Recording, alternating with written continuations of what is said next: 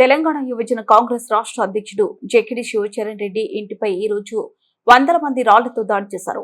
ఈ దాడి చేస్తుండగా అక్కడే పోలీసులు కూడా ఉన్నారు. పోలీసులు ఈ దాడిని ఎందుకు ఆపలేదని సర్వత్రా విమర్శలు గుప్పిస్తున్నారు. ఈ దాడికి ఇంకా అసలు కారణాలు తెలియరాలేదు. కాంగ్రెస్ పార్టీ చెందినటువంటి కొంతమంది వ్యక్తులు ఈ దాడి చేసినట్లు విశ్వసనీయ సమాచారం. ఎల్బీ నగర్ కాంగ్రెస్ పార్టీలో వర్గ భేదాలు మరొకసారి గుప్పమన్నాయి. దీనిపై శివచరణ్ రెడ్డి అధిష్టానానికి ఫిర్యాదు చేసినట్టు కూడా తెలుస్తోంది. దీనిపై అధిష్టానం ఎటువంటి నిర్ణయం తీసుకుంటుందో అని అందరూ ఉత్కంఠంగా ఎదురు చూస్తున్నారు.